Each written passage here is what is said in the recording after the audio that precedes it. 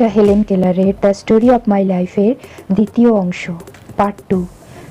Part 1 যদি আপনারা না দেখে থাকেন তাহলে আমি এই ভিডিও ডেসক্রিপশন বক্সে সেই ভিডিওর লিঙ্কটি দিয়ে দেব, আপনারা দেখে নেবেন। প্রিয় বন্ধুগণ, এই ভিডিওটাও অসাধারণ হতে চলেছে। চলুন তাহলে শুরু করা যাক। আমি সেই দিনটা কখনোই ভুলতে পারি না। 3rd of March 1887, আমার 7 বছরের জন্মদিনের 3 মাস আগে। ওই দিন দুপুরবেলায় আমি চুপচাপ আমার ঘরে অপেক্ষা করছিলাম। আমার মায়ের চিহ্নগুলি দেখে মনে হলো যেন কিছু একটু আনইউজুয়াল ঘটবে, যেটা আগে কখনো হয়নি। তখন আমি দরজার সামনে গিয়ে অপেক্ষা করতে লাগলাম। সেই দিন দুপুরবেলা রৌদ্র উজ্জ্বল দিন ছিল এবং প্রতিদিনের মতোই একটা দিন ছিল, কিন্তু আমি জানতাম না যে আমার জন্য কোন ভবিষ্যৎ অপেক্ষা করছে সারপ্রাইজ দেওয়ার জন্য। যেমন ঘন কুয়াশায় ঘেরা একটি জাহাজ, যার কাছে না আছে কম্পাস আর না আছে কোনো সাউন্ড, যে জানি না যে তার কিনারাটা কত দূর। আমার বেচারি আত্মা ভিতর থেকে চিৎকার করছিল, give me light, give me light.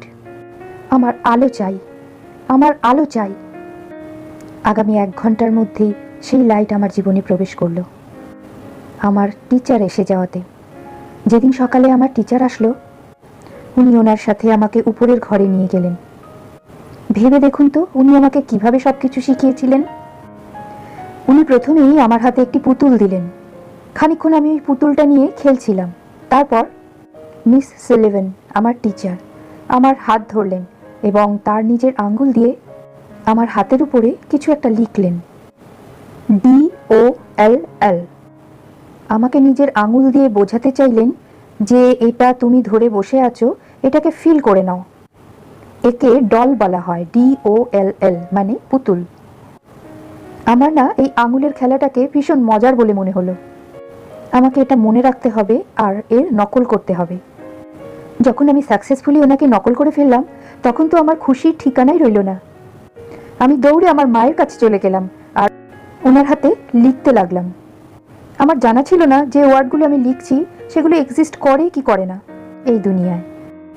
আমাকে তো আমার টিচার যেভাবে দেখিয়েছেন আমি সেভাবেই নকল করেছি, সেগুলিকে মুখস্থ করেছি আর মনে রাখার চেষ্টা করেছি। একটি বাদরের মতো আমি এটাই অভ্যেস করে নিয়েছি যে আমাকে ওনার নকল করতে হবে। এছাড়া আমি আরও অনেক শব্দ শিখেছি, pen, hat, cap, seat, stand, work. কিন্তু এত সব শব্দ শেখার পরও একটা জিনিস ছিল যেটা মনে হয়েছে অসম্পূর্ণ। যা কিছু তিনি আমাকে অনুভব করিয়েছিলেন, ওনার সাথে আমি থাকতে থাকতে আমি এটা বুঝলাম যে এই পৃথিবীতে যা কিছু আছে তার সবার একটা করে নাম আছে, আর ওই নামটাকেই আমাকে মনে রাখতে হবে। কিন্তু কিভাবে? যে জিনিসগুলিকে আমি দেখিনি সেগুলো কিভাবে মনে রাখবো? এমনি করে একদিন যখন আমি সেই পুতুলটি নিয়ে খেলছিলাম, তখন মিস সেলভেন আমার কোলের মধ্যে আরেকটি বড় পুতুল এনে রেখে দিল, এটা বোঝানোর জন্য যে ছোট জিনিসটা তুমি ধরে রেখেছো আর আমি যে বড় জিনিসটা তোমাকে এনে দিলাম, এই দুটোকে ফিল করো। এই দুটো একই নাম, মানে দুটো একই জিনিস। এই DOLL ওয়ার্ডটা দুটোতেই অ্যাপ্লাই হয়, ছোট হোক বা বড়। আমার মাথায় আসছিল না যে প্রতিটা জিনিস আমি কিভাবে মনে রাখবো। আমি ফ্রাস্ট্রেটেড হয়ে যাচ্ছিলাম। উনি আমাকে আরেকটি শব্দ শেখালেন, WATER, ওয়াটার। কিন্তু আমি বুঝতে পারলাম না উনি কি বলতে চাইছেন। এরপরে উনি আমাকে আমার টুপিটা এনে দিলেন আর বললেন, চলো বাইরে ঘুরতে যাই, পড়াশুনো অনেক হয়েছে। আমাকে তিনি নিজের সাথে নিয়ে গেলেন। তিনি যেখানে আমাকে নিয়ে গেলেন তার আশপাশে জল ছিল। উনি আমার হাতটা জলের মধ্যে রাখলেন আর আমাকে জল ফিল করালেন। একটু ঠান্ডা ঠান্ডা লাগছিল। এবারে তিনি আমার হাতে আবার সেই ওয়ার্ডটি লিখলেন, WATER। প্রথমে ধীরে ধীরে লিখলেন, তারপর খুব তাড়াতাড়ি। আমি চুপচাপ দাঁড়িয়েছিলাম, আমার সমস্ত ধ্যান ওনার আঙ্গুলের মধ্যে ছিল। আমি বুঝলাম যে উনি আমাকে বোঝাতে চাইছেন যে প্রতিটা শব্দের একটা মানে আছে, বিনা অর্থের সব শব্দই বেকার।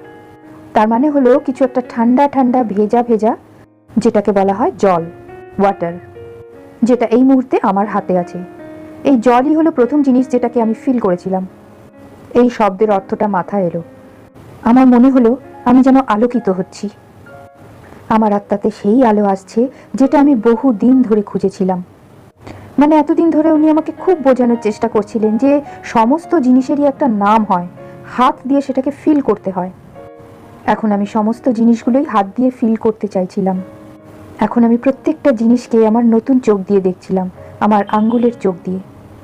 ছুঁয়ে দেখার অনুভূতি, এটাও একটা জিনিস, সেন্সটা মাথার ভিতরে ঢোকার জন্য। আমি আবার মা, বাবা, বোন, টিচার সবাইকে স্পর্শের দ্বারা চিনতে পারতাম। একটা নতুন জ্ঞান পেলাম যে কোনো জিনিসকে ছোঁয়া, তাকে ফিল করা আর বোঝা সেটার কি নাম আর তার ব্যবহারটাই বা কী। বন্ধুগণ, হেলেন কেলার এইভাবেই শেখা শুরু করেছিলেন। একটা প্রশ্ন আমি আপনাদের করতে চাই, আমরা কোন জিনিসটা দিয়ে দেখি? এখন সবাই হয়তো বলবেন চোখের সাহায্যে, কিন্তু আমি বলতে চাইছি চোখের সাহায্যে না লাইটের সাহায্যে। একবার ভেবে দেখবেন তো, কারণ অন্ধকারে তো চোখও কোনো কাজে লাগে না, তাই না? আলো অত্যন্ত জরুরি। কোনো জিনিসের উপরে আলো পড়বে তবেই আমরা সেটা দেখতে পাবো। চোখের তো অবশ্যই দরকার আছে, কিন্তু তার চাইতেও বেশি দরকারি জিনিসটা হলো লাইট। লাইট ছাড়া চোখ অকেজো। এই লাইট হতে পারে বাইরে অথবা হতে পারে মনেরও ভিতরে। ওই ভিতরের লাইটটিকেই খুঁজছিলেন হেলেন কেলার। উনি শিখেছিলেন সব জিনিসকে স্পর্শ করে মাথার ভিতরে ব্যাপারটাকে ঢোকাতে হয়, এইভাবে সেটাকে বুঝতে হয়। ওই রাতে আমার ঘুমই আসছিল না যে কাল সকালে আমি কখন উঠব আর নতুন নতুন জিনিসকে ছুঁয়ে নতুন নতুন জিনিসকে অনুভব করব আর তার নাম শিখব। আমি তো অপেক্ষাই করতে পারছিলাম না। হেলেন কেলার বললেন। বন্ধুগণ, এটাই আসল এডুকেশন যেটা হেলেন কেলার নিচ্ছিলেন, নিজের ব্রেনকে বুঝিয়ে। নতুন জিনিসকে মুখস্থ করে নয়, মুখস্থ করা জিনিস মানুষ ভুলে যায়। এর আগে তিনি জিনিসকে মনে রাখছিলেন, এখন তিনি সেটাকে ফিল করছেন। উনি এটা বুঝতে পারলেন যে প্রতিটা জিনিসের আমি পরিচয় চাই, যেটাকে আমি ছুঁই, যেটাকে আমি খাই। এভাবে যত জিনিস আমি ফিল করতে লাগলাম, ছুঁতে লাগলাম, আমার মনে হলো আমার আত্মা আলোতে আসছে, লাইট ফিল করছে। আমার টিচার মিস সিলেভেন আমাকে সবার প্রথমে বোঝালেন যে নেচার কাকে বলে, কিভাবে জমিতে বীজ বোনা হয়, তারপর তার উপরে বৃষ্টির জল পড়ে আর সেই বীজ অঙ্কুরিত হয়, কিভাবে জীবজন্তু তাদের খাদ্য খোঁজে, এই পৃথিবীর শেপটা কেমন, প্রকৃতির সৌন্দর্যটা কেমন। সবার প্রথমে তিনি আমাকে প্রকৃতির সঙ্গেই সংযোগ স্থাপন করিয়েছিলেন, কেন আমরা প্রত্যেকেই প্রকৃতির সঙ্গে ওতপ্রোতভাবে জড়িত। এটা সবার আগে জানা জরুরি। কিন্তু একটা ব্যাপার আমি এই নেচারের ব্যাপারে বুঝতে পারলাম। একদিন মিস সিলভেনের সাথে আমি একটি গাছের গুঁড়ির উপরে বসেছিলাম। মিস সিলভেন আমাকে সেখানে রেখে ভিতরে গেছিলেন খাবার আনতে। আমি সেখানে বসেই ছিলাম, কিন্তু হঠাৎ করে বিশাল জোরে ঝড় বৃষ্টি নেমে গেল। মিস সিলভেন দৌড়ে এসে আমাকে সামলালেন। কিন্তু সেদিনই আমি অনুভব করলাম যে নেচার যেমন সুন্দর হয় সেই রকম ভয়ঙ্করও হয়। এই ইনসিডেন্সের পরে আমার মাথায় ভয় ব্যাপারটাও ঢুকে গেল, যেটা বেঁচে থাকার জন্য খুবই জরুরি। তাহলে এখন আমার কাছে ভাষা শেখার জন্য একটি চাবি ছিল, আর যেটার ব্যবহারও আমি করতে চেয়েছিলাম। এখন যে বাচ্চারা চোখে দেখতে পায়, কানে শুনতে পায়, তাদের জন্য কোনো কিছু অনুভব করাটা তেমন কোনো ব্যাপার নয়, যতটা অসম্ভব একজন অন্ধ আর বধির বাচ্চার জন্য। খুবই বেদনাজনক অবস্থার মধ্যে দিয়ে তাকে যেতে হয়, কিন্তু তার রেজাল্টও হয় অসাধারণ। নতুন নতুন শিখতে পারা যায়, তো এক্সাইটেডও থাকা যায়। যখন পুরনো কোনো ইমেজ আমার মাথা থেকে চলে যায়, তখন নতুন ইমেজের সাথে সাথে আবার সেটি ফিরে আসে, নতুন কিছু শেখার মাধ্যমে। একদিন আমি আমার টিচারকে লাভ কথার অর্থটা জানতে চাইলাম, প্রেম কাকে বলে। আমাদের গার্ডেনে অনেক সুন্দর সুন্দর ফুল ফুটেছিল, সেখান থেকে কিছু তুলে এনে আমি মিস সিলভেনকে দিয়েছিলাম। মিস সিলভেন আমাকে একটি চুম্বন দিলেন, যেটা আমার একদম পছন্দ হয়নি। আমার মা ছাড়া আমাকে কেউ চুমু খাক, আমি সেটা কখনোই চাইতাম না। তো আমার টিচার মিস সিলভেন খুব সুন্দরভাবে আমার কাঁধে হাত দিলেন আর আমার হাতে লিখলেন, আই লাভ হেলেন। এই আই আর হেলেন কথাটা তো আমি বুঝতে পারলাম, কিন্তু লাভ জিনিসটা কি? আমি জিজ্ঞাসা করলাম, এই লাভ মানেটা কি? কেন এই জিনিসটাকে তো আমি ছুঁতে পারছি না। তো উনি আমার হৃদয়ের দিকে হাত রাখলেন আর বললেন যে এটাই লাভ। আমার হার্টবিটকে উনি ফিল করাতে চাইলেন। আমি সেটি অনুভব করলাম, কিন্তু তবুও আমি বুঝতে পারলাম না। এটা তো হৃদয়, হার্ট বিট, কিন্তু লাভ, ভালোবাসা, সেটা কি জিনিস? তখন তিনি আমাকে বোঝালেন যে লাভ, ভালোবাসা, যেটাকে টাচ করা যায় না। একে শুধু অনুভব করা যায়। এটা আমাদের ভিতরে আশা জাগায়। আমি একটু একটু বুঝতে পারলাম যে আমার স্পিরিট আর অন্যের স্পিরিটের মধ্যে একটা কানেকশন আছে, একটি অদৃশ্য যোগাযোগ যেটা আমাদেরকে একসাথে জুড়ে রাখে, যেমন আমার আর আমার মায়ের মাঝে আছে। এটাই হলো ভালোবাসা, লাভ। তো এই সমস্ত কিছু বোঝার প্রসেস অনেক বছর ধরে চলতে লাগলো। এটা 1 মাস 2 মাস বা বছর 2 বছরের ব্যাপার নয়, বছরের পর বছর লেগে যায় এতগুলো জিনিস মাথার মধ্যে ঢোকানোর জন্য, সেটাও আবার অনুভব করে।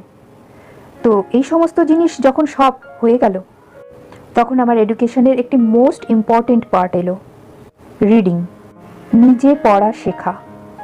যখন আমি এই সমস্ত শিখে গেলাম, তখন আমার টিচার আমাকে একটি কার্ডবোর্ড দিলেন, তার উপরে কিছু উঁচু উঁচু অক্ষর ছিল। এই ওয়ার্ডগুলি কি জিনিস?